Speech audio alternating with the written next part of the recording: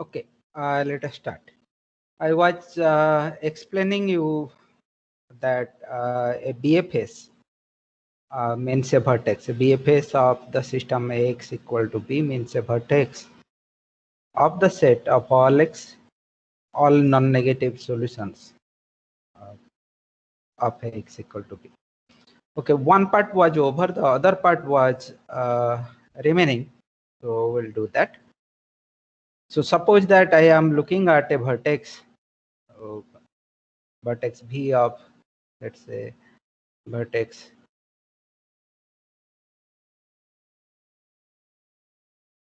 V of T. So then you have to write T in this form. So I can, like, either you write it as A tilde x less than equal to 0 or A tilde x greater, I mean greater than equal to B tilde or less than equal to B tilde. So let me write it this way: A minus A identity x greater than equal to B minus B 0 in this way. Okay, so this is my A tilde, this is B tilde. And since B is a vertex, what do I have now? I have rank of A tilde V is equal to N. That is what I have. What are there in rank of A tilde V? Definitely A is there, because V is a vertex of T, essentially means V belongs to T, and therefore A V is equal to B, and therefore A minus A both are there. So you will see that it will contain A tilde V will contain A, and then it will contain minus A, and also some rows of the identity. Okay, so and the whole rank is N. If I delete minus A, because rows of minus A are like linear combination of rows of A, so that their deletion will not decrease the rank. Okay, so what I see, and which rows of identity are there. So let me assume that, suppose that, so it basically is saying like which entries of V are 0, so they will be satisfying the equality. So suppose that Vk plus 1 up to Vn, these are zeros. So in that case, okay, then what we have the following matrix. You can write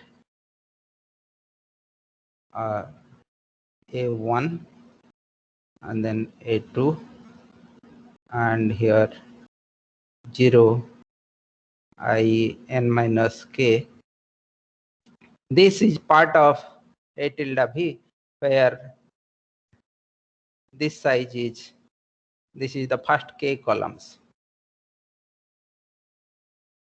of A, and the rest is this. This one's rank is equal to n. This is given by this. Okay, so that is so the this is A that we have sent, then I n k. So since the rank is n and this is the identity matrix that I see, okay, so what is I mean basically what we are seeing, that these k columns, okay, the A1, so that I see, then therefore these columns are linearly independent. And since these columns are linearly independent, and notice that since Vk plus 1 to Vn, they are equal to 0, so it follows that columns of A corresponding to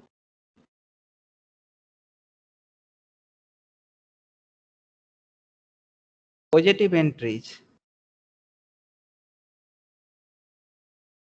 of V are linearly independent, and that according to the characterization of a vertex. I mean, it is this is a characterization of a BFS. Okay, that is what we have already seen. So this follows that. So this implies V is a BFS. Okay, so that will do.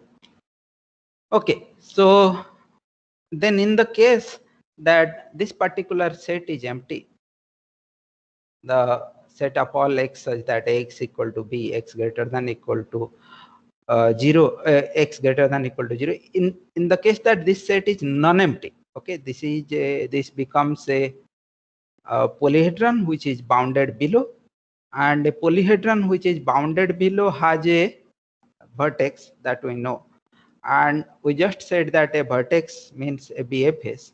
Therefore, it shows that if this particular set is non-empty, then there is a BFS of the system Ax equal to B. Okay, so that is no problem.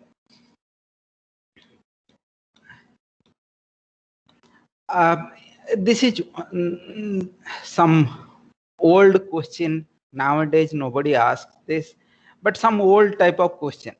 So suppose that you want to define a BFS when this rank of A is m by n is equal to k. Okay, that's when suppose you want to define a BFS for that. Well, one way is to first delete few rows, so that just keep k rows which are linearly independent, and then rank becomes k and the matrix is k by n, and then you define the BFS just in the usual way. Or otherwise, all you have to do, you have to take some linearly independent columns. Okay, take some linearly independent columns. So that is a basis for your column space, and then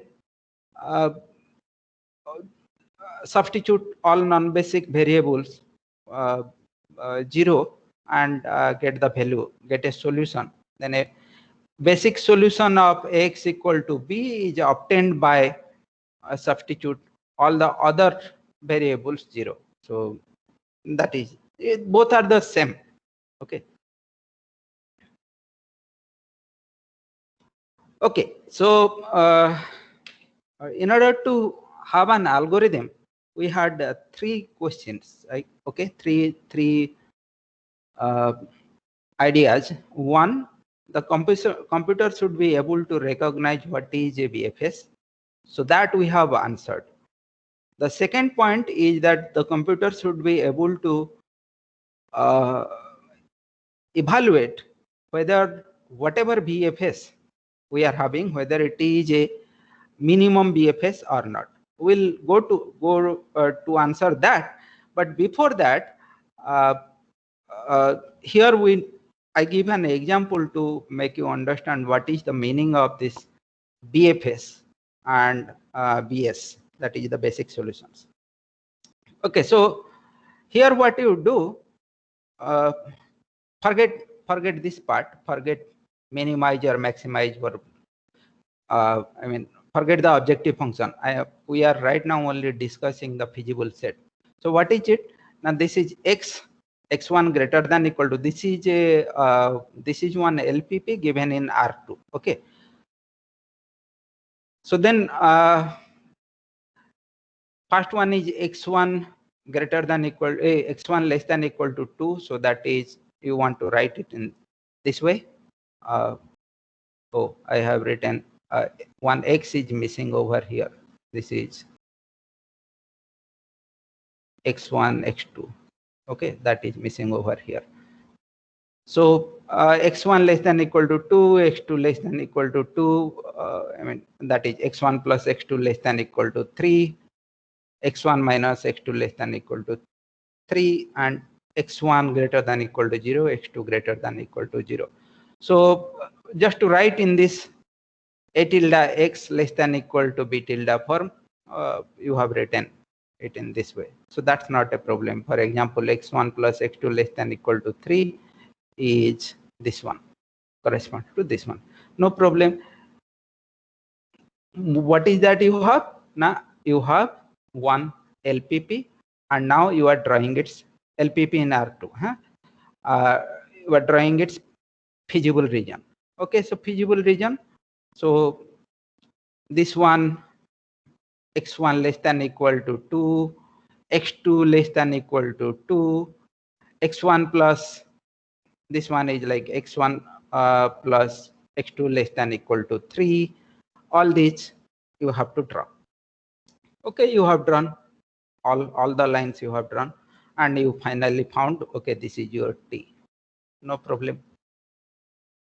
And T has how many vertices? Now T has, this is 1, 2, 3, 4, 5 vertices.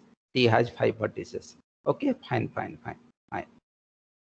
Okay, and how many corner points? Well, by saying corner points, see what is a vertex. Now, vertex is right now in this example, I will tell. In general, also you can tell. In this example, what is a corner point? A corner point, what is this? Sorry, what is a vertex? Now, vertex is something that for which you have two linearly independent hyperplanes passing, right? N linearly independent hyperplanes passing through that. Okay, give me a moment.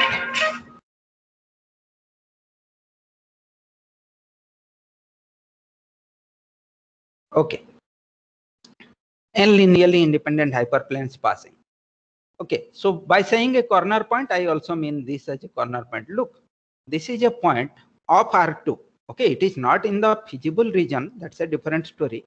But this is also a point. The 5,2 is also a point along which, through which two linearly independent hyperplanes are passing. Okay. For example, the hyperplane given that is x2 equal to 2 and x1 minus x2 equal to 3, these are the two hyperplanes that are passing. So this is a corner point. I have a corner point and then I have vertices. In total, if I count, there are 11. So 5 of them are in the feasible set and 6 of them are outside the feasible set. Fine enough. This is about LPP. Okay. Now write the SLPP. If I want to write the SLPP, I have to write the SLPP for this LPP, right? And then in the SLPP, I write for this thing. So in the matrix form, it will be something like x1, 0, x3, x4, x5, x6.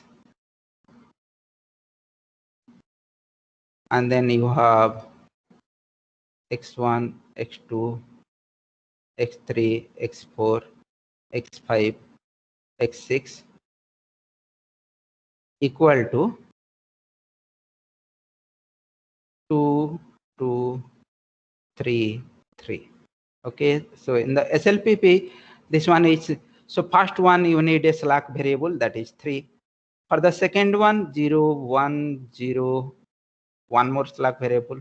For the third one, 1, 1, 0, 0, 1, 0, another slack variable. For the fourth one, 1 minus 1, x1 minus x2, 0, 0, 0, 1. So this is the matrix for the SLPP. Okay, this is what the SLPP is. Fine. So I wrote that SLPP. If you want, then you would be writing minimize C transpose X subject to AX equal to B. C transpose I did not write, okay, because I am not interested right now. But otherwise, since I was, what was that? I was minimizing how much? X2 minus 5x1. So you would write minus 5x1 plus x2 and then 0, 0, 0, 0. These are the coefficients for x3, x4, x5, x6. Okay, so A is this and B is this. Fine.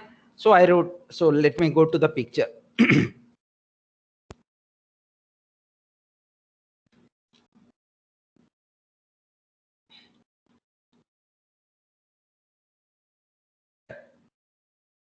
So what I was trying, okay, so I have written the SLPP, the set of all x, so that is in AX equal to B format. So right now I am looking at this. This is A x equal to B, that way. Fine. What happened? Now I had one LPP in R2. Now I wrote it in the SLPP form, and I have it in R6. Okay, fine. This was a point. 5,2 was a point. Now, why does 5,2 map for this SLPP? If you call this P, then P would map to P dax. And what is P dax? Now, P dax will be obtained by you just try to put 5,2. Then you will see that you need x3 in order to satisfy that, since x1 is 5. So x3 you would require, and the whole thing is 2, x3 you would require to be -3. Okay. What about x4? Now here x2 plus x4 equal to 2. x2 is already 2, so x4 is 0. What about x5? Now x1 plus x2 plus x5 is equal to 3. x1 plus x2 is already 7, so x5 has to be -4. And this one, now x1 minus x2 plus x6 has to be 3. x1 minus x2 is already 3, so x6 is 0. So what I see, that the 0.52 of the LPP is corresponding to the point P dax that I have written here of the SLPP. Fine. Oh, acha, I have got a solution of the SLPP corresponding to this corner point, okay, of this one. Fine. Is it a basic solution? No, yes, this is a basic solution. See the what is the condition to see whether it is a basic solution or not? Now see the columns of A corresponding to the non-zero entries. So here I have the first column, the second column, and then the third column, okay, and then the fifth column. Okay, so they are linearly independent. You can see the fifth column is this one. Okay, they are linearly independent, so fine. So it has given me what has happened. A corner point of R2, the LPP, has given me a basic solution of SLPP. Is it feasible? No. This is not feasible because this has negative entries. In order to be feasible, it has to have all entries greater than equal to 0, non-negative. Okay, fine. So, acha, before writing what is P dax, would I have said that P will correspond to some P dax with negative entries? Now, yes, I could have, because look, P2 is lying outside T. Since P2 is lying outside C, I am seeing there is a hyperplane, for example, x1 plus x3, x1 plus x2 equal to this hyperplane, x1 plus x2 equal to 3. And the corresponding half space for the LPP is x1 plus x2 less than equal to 3. And this point P is lying outside. Therefore, in the corresponding equation of x1 plus x2 less than equal to 3, you must have used a slack variable, and that slack variable is going to be negative. So which is telling here, that one. Okay, that slack variable, and that slack variable is actually this one. Okay, the other one is this one, and for which you got this is x1 less than equal to 2, which is this one, for which you got x3 is negative. Okay, no problem. let's go to the next point. Okay. So now, in a similar way, uh, I find all different bases. Okay, I try all different bases of x1, x2, x3, x4, x5, x6. There are 6 variables. Write down all different bases in this way. Do not bother about keep them ordered, right? X1 and then x2 ordered in like increasing in the subscript. Okay, that I have written, and then corresponding basic solution for the SLPP, that I have written. There are places where it is not basis. What we were considering this one,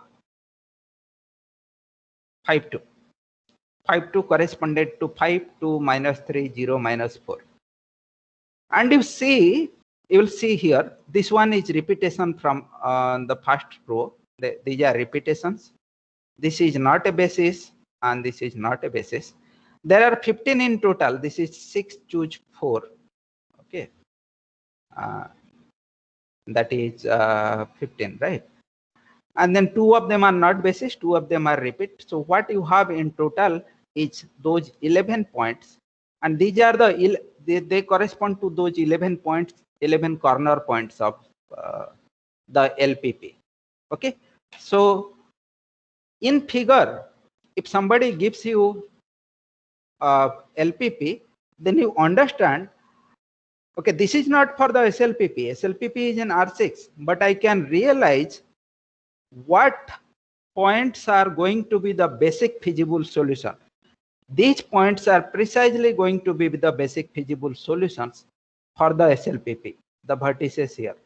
And the other corner points, they are going to be basic solutions, and they are going to have negative entries. That is why. Okay, so they are not going to be feasible. So you try to fill them up by doing do some calculation, similar calculation, fill them up, you will realize. Okay, some exercise. This one is the exercise that I was just trying to explain in figure. The 1-1 correspondence of corner points of LPP and SLPP. So for the SLPP, I am basically by corner points, I would mean the basic solutions. Okay, you can write, see, for the SLPP, you can write like the corner points of what? Not the corner points of x such that x equal to b, x greater than equal to 0, vertices of this, or rather corner points of this. And so yeah, so those things you can show them. Okay, so okay, after realizing what are the basic solutions, what are basic feasible solutions, we are done with the first part of our question. The second part of our question, if you are at a basic feasible solution, how do you know whether it is minimum or not? Okay, so suppose that you are at some kind of a vertex. So it's a basic feasible solution, W. I am drawing the picture for this thing, and then here it is x, some arbitrary point. Fine. And what do I want to know? Now I want to know whether C transpose W is less than equal to C transpose X. So for that you will write C transpose W or C transpose, yeah, like C transpose X minus C transpose W. Let me write that way. And I want to know whether it is greater than equal to 0.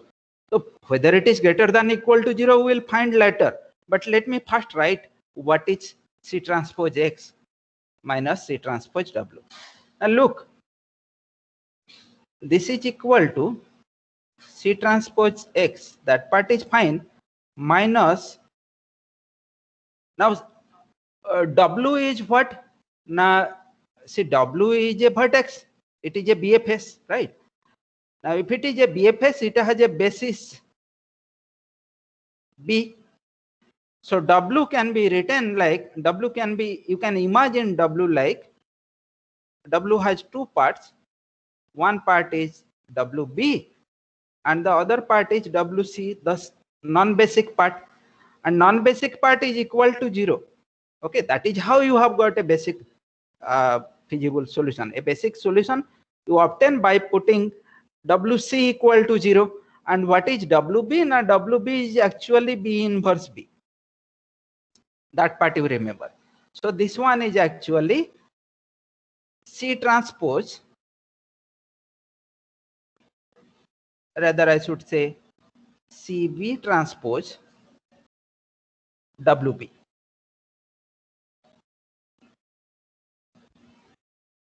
Why now that CC transpose WC, that will be 0 only. So there is no point in writing that. So this is C transpose X minus CB transpose. What is WB? Now WB is B inverse B, as you know. That part is fine. Now what is B? Now B is equal to AX. Okay. So this is equal to C transpose X minus CB transpose B inverse A times X. Okay. X equal to B. You are looking at W is a BFS here. W is a BFS of X equal to B with basis matrix B. Okay, that's what it is. So that is what? Now that is actually this much. C transpose minus CB transpose B inverse A whole times X. Okay, so then Cx minus Cw can be written as this vector multiplied by X. Well, this vector is denoted as C bar. Okay, it is denoted by C bar. So you write C bar, it is called the relative cost vector. Transpose is equal to C transpose. C transpose is a long vector. Okay, minus this is, so this is your C transpose minus CB transpose B inverse A. This is also a that size vector. Whatever is that is this is called the relative cost vector. Okay, relative cost. Why it is called relative cost? Now because of this expression only. You want to find out what is the cost at X with respect to W. Well, take that relative cost, multiply it with X. What is the cost at Y with respect to W? Now take that relative cost vector, multiply with Y. So that is why this is called the relative cost vector. Fine. Now there is something to realize. One thing is that this relative cost vector, this is, what did you say? Now you said this is the long C transpose, fine, minus CB transpose B inverse A. Now what is the basic part of this? Now the basic part of this will be B transpose, the basic part of this, and you will take the basic part of B part of this. Okay, the B part of this, but then the B part of this is B only. So that would be actually CB transpose minus CB transpose, sorry, this is transpose, CB transpose B inverse and then B, and that is the 0 vector. It will be a long 0, 0, 0, 0, 0, 0, 0, all 0 vector. Okay, fine. And what about the C part of the relative cost vector? Now this will be CC transpose minus CB transpose B inverse C, whatever it is. Okay, that is this. This is mostly important.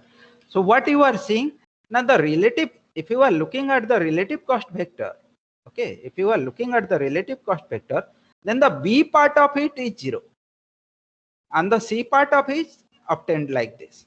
This is okay. And if you are looking at the relative cost vector, remember what is the relative cost vector? And the relative cost vector is this one, C transpose minus CB transpose B inverse A. This is all. What did you require? Now you require C, which was given, and you require B, the basis matrix. That is all. A was given to you. All you require is the basis matrix B. Where from you got this basis matrix? Now I got it from the BFS W. You have given me a BFS B, that basis matrix of this. Okay. So did it depend on the point X or the point Y? It does not. So the relative cost vector only depends on the basis matrix of the vertex you are standing. Okay, on the basis matrix. So okay, then what am I going to do? I am going to do something. Just before that, like, okay, let me tell you now. So I can ask my computer, look, if you are standing at a BFS, okay, take the basis matrix, take the basis matrix B, BFS with respect to some basis matrix is given. So you find that and compute this vector, the relative cost vector. In fact, compute the part, B part you do not compute. I already know it is 0. So you compute the C part. Okay, this part you compute. And if the entries are all greater than equal to 0, if this vector has entries all greater than equal to 0, then conclude that the vertex you are standing is minimum, is a point of minimum. Now why is that? So this is what it says, the item A. It says if CC transpose, this overall, I mean the what is this, the relative cost vector C bar C transpose, okay, C bar C transpose, if that is greater than equal to 0, then W is a point of local minimum. Local minimum is a global minimum. Now why is that? Now what is why? See, you want to find out what is the difference, as you said, C transpose X minus C transpose W. Now you said this is nothing but this times X, this times, but this is actually, because CB, the B part is 0 already, that I know. This is actually nothing but CC transpose XC, the C part of this. But then if you have given me this vector is greater than equal to 0 entry wise, and X being a point of what now here X being a point of this feasible set, X I already know it is greater than equal to 0, so therefore their product will be greater than equal to 0 only. So in that case, you take any point X, this will have higher cost than C transpose W, so W is a point of minimum. Okay, this is A part. What is B part? Now B part says if this one is the CC transpose is strictly greater than 0, then W is a strict minimum.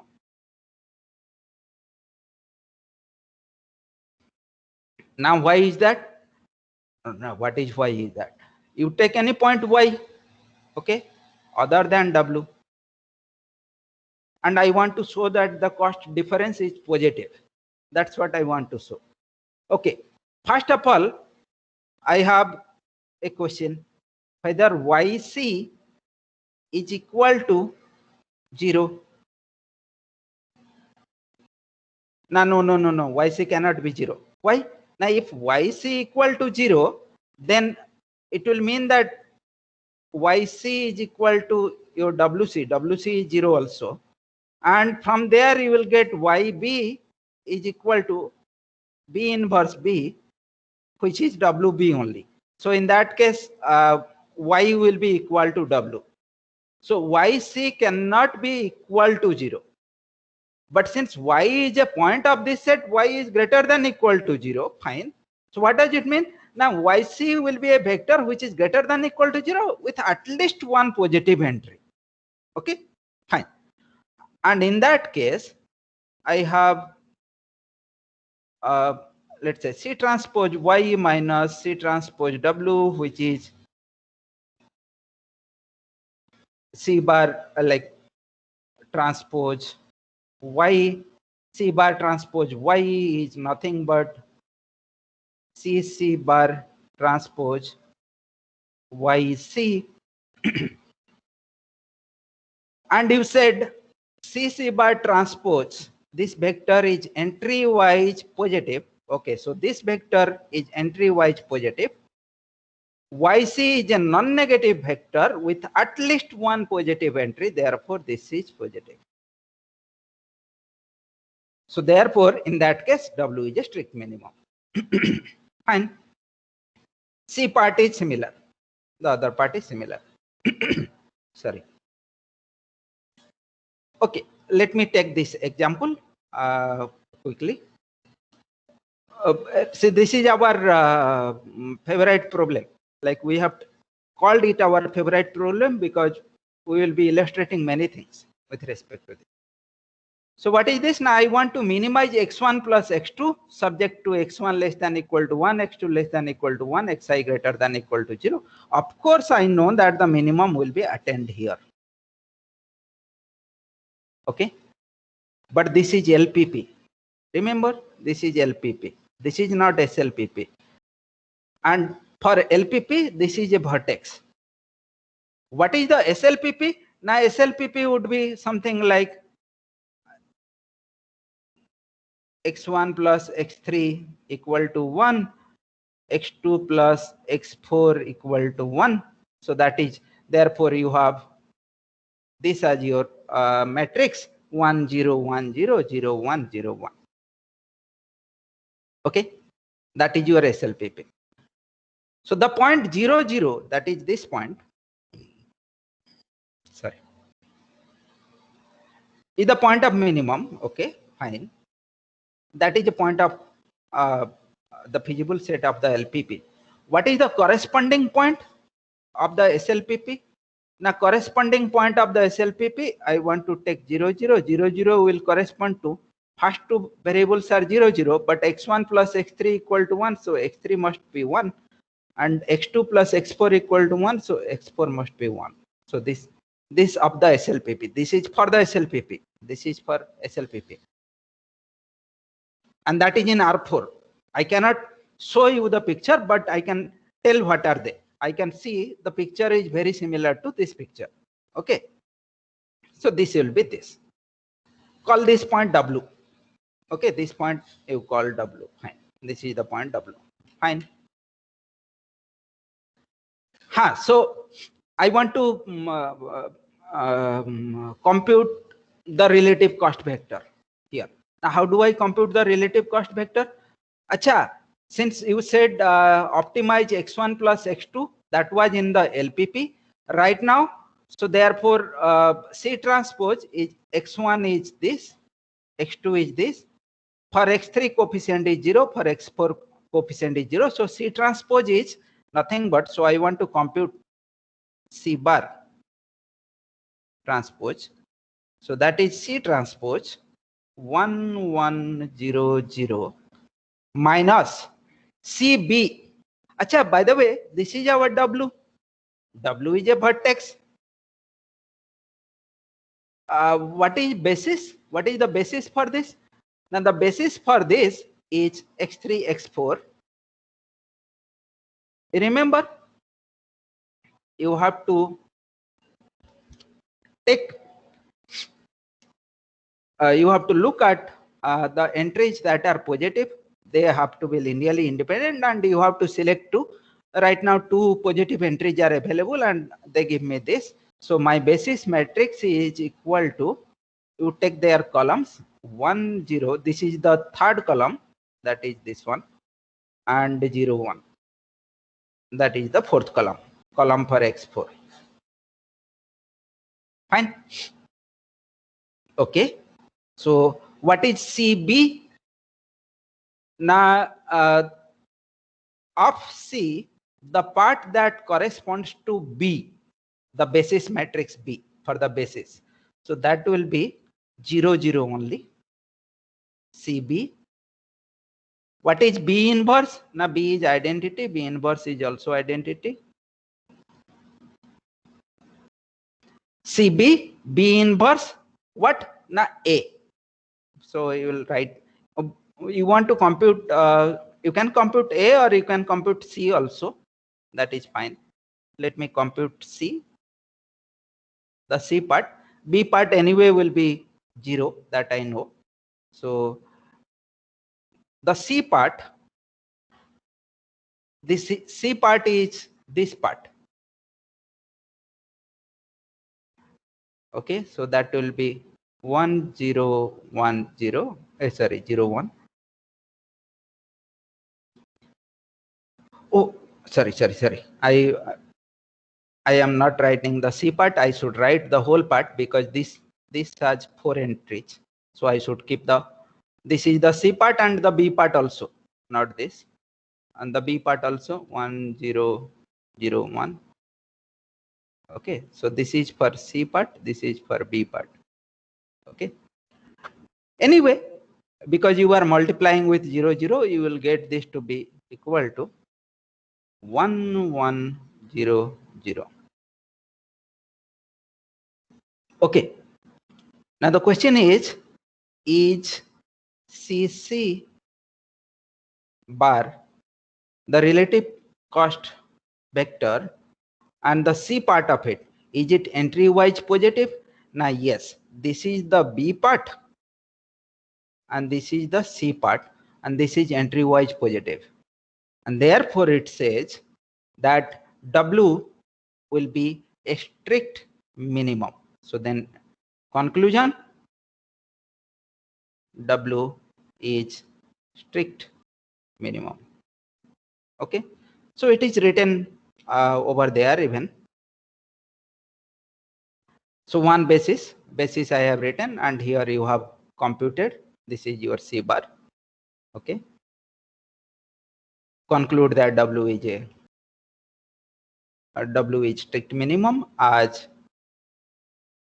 this has all entries positive. Now what do you do?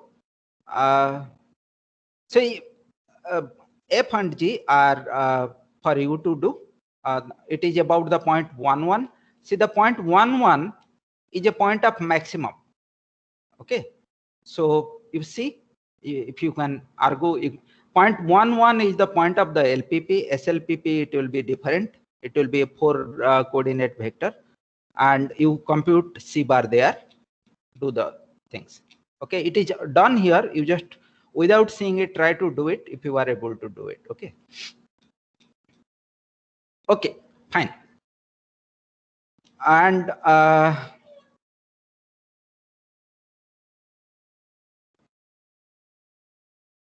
let me, Acha, if you have any question, you please ask me, because I have quickly finished this one.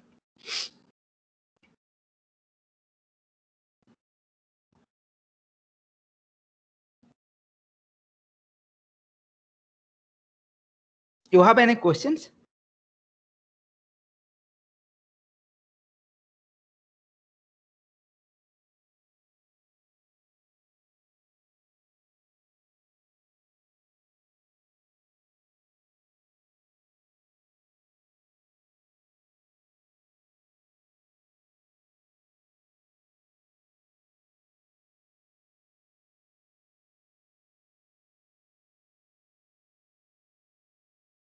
Are you people there or not there? We're here, sir. Then you should tell something, na? I thought you have just logged in and then gone away. There's no questions, but at least for me, I'll have to go through the notes once more. So Yeah, okay. Okay, since I somehow, I don't know why I thought I will take more time. For some reason, I stopped here. Anyway, let me explain for the point 1.1. Okay, so okay, so here was our. Let me draw the picture again, since I have space here.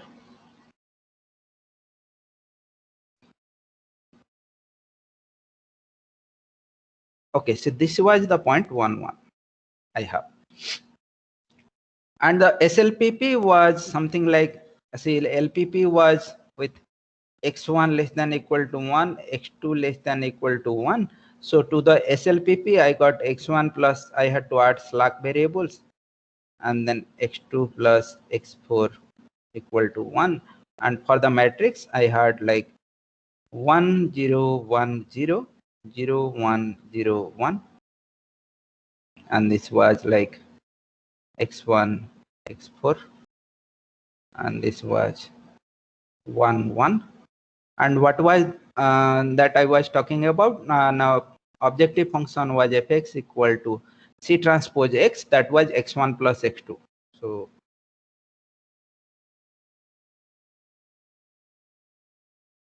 x1, x2, that was for LPP. So for the SLPP, the objective function would be 1, 1, 0, 0, the same x1, x2.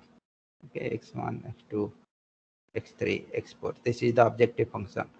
So for the SLPP, this is my C transpose. This one is C transpose. So this is A and this is B. Okay, fine.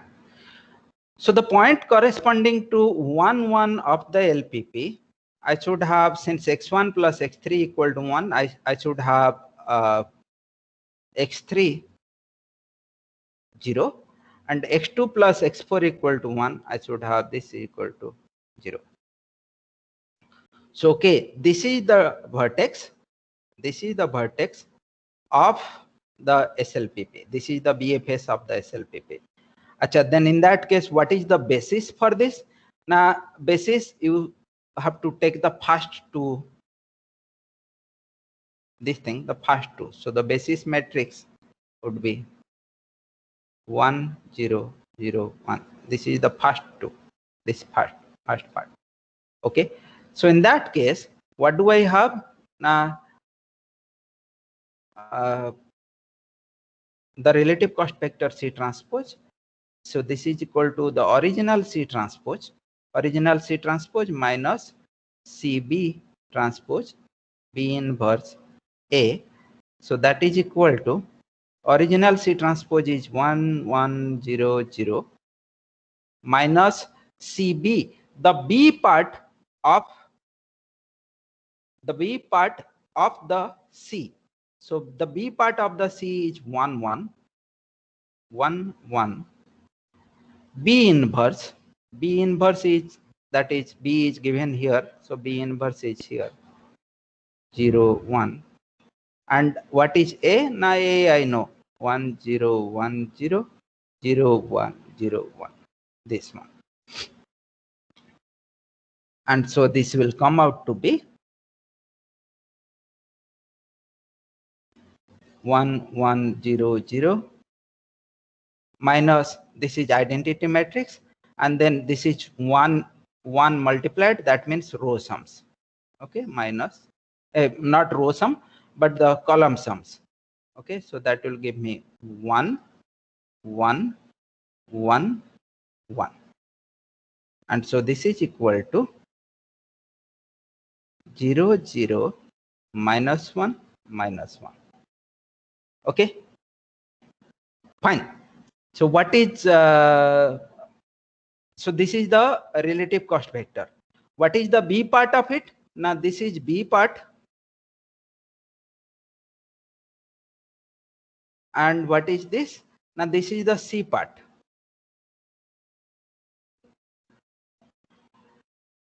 Is the C part entry wise negative?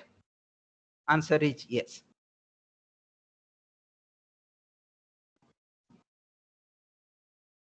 This is negative. Answer is yes. And therefore, that point W that you were talking about, this point W, this is a strict local maximum. Okay, that is what it says. Okay, so as we knew that it will actually be the strict local maximum for the, if you are trying to maximize x1 plus x2 over this region, then you will get that. And let me take this one again.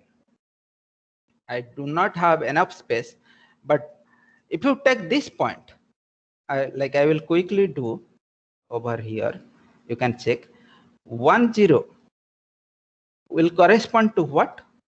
Now it will correspond to, since x1 is equal to 1, x3 has to be 0. So 1 0 0, and since x2 equal to 0, in order to satisfy the SLPP, x4 has to be equal to 1. In that case, the basis matrix is equal to first column and the last column, that I am getting 1 0 0 1 again, no problem. And the relative cost vector will be 1 1 0 0 minus CB transpose. So here what is the basis? Now x1 x4. Okay, so here from here I will choose, this is my C transpose, so CB transpose is 1 0. This is CB transpose. B inverse is identity, and A is 1 0 1 0 0 1 0 1. Okay, so that will be 1 1 0 0 minus the first row of this one, 1 0 1 0.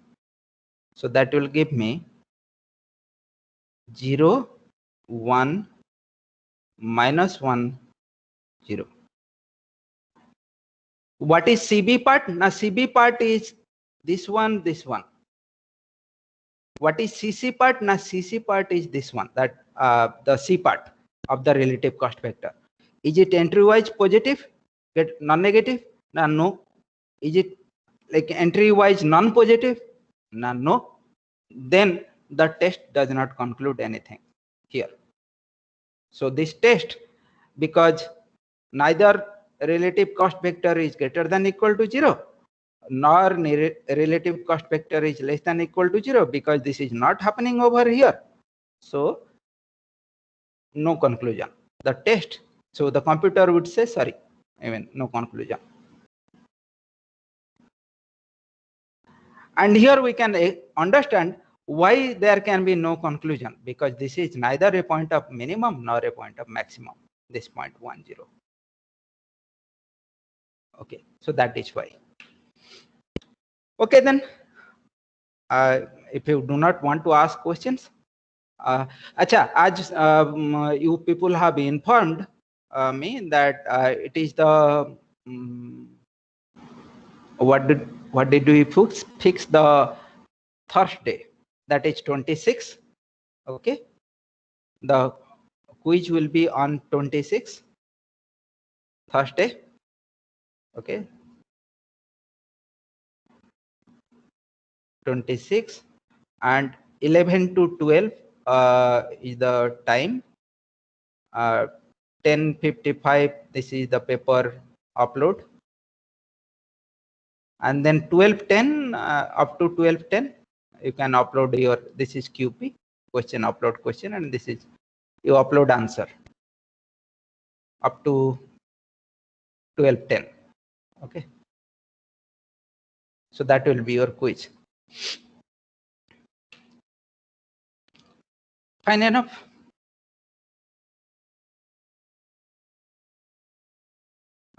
We shall stop. Okay, so what you have now, we have answered to how to know whether it is a basic feasible solution, and given a basic feasible solution, how should the computer know whether it is a minimum point of minimum or a point of maximum. That we know. The third question which is important that remains is that suppose it is not a point of minimum as you saw in 1,0 or a maximum, not a point of maximum, and suppose I want to minimize the problem, then I have to leave this vertex and I have to find another vertex. So how to get a better BFS? So that is the next part that we'll meet on Friday. Okay. Yeah. Hello, so, sir. Yeah. Sir, can you just shift the timing of the quiz by 10 minutes, like 11:05 to 12:25? Because actually, Sure. we have an elective from 10 to 11. So then let me give you we'll just start by 10 minutes. If you can just shift it by 10 minutes, then it's fine. Okay, fine. Shift by 10 minutes. Everything shifted by 10 minutes. From Okay? 11:05 to 12:25. Right, exactly. That's how it is. Okay. No, by 10 minutes means 11:10, na? It will start from 11:10. Yeah, 11:10 or 11:05, whatever. No, 11:10. So by Okay. 10 minutes means 10 minutes. So otherwise, like the information. So this is by. So I will post it maybe. Actually, like you mentioned, 10:55 you will upload, right? So I'm saying you upload at 11:05. The paper starts at 11:10, and it will continue till 12. Like the final deadline will be 12:25. Correct. 12:20. I'm sorry. Right. No problem. Everything shifted 10 minutes. Yeah. Thank you, sir. Okay. No problem.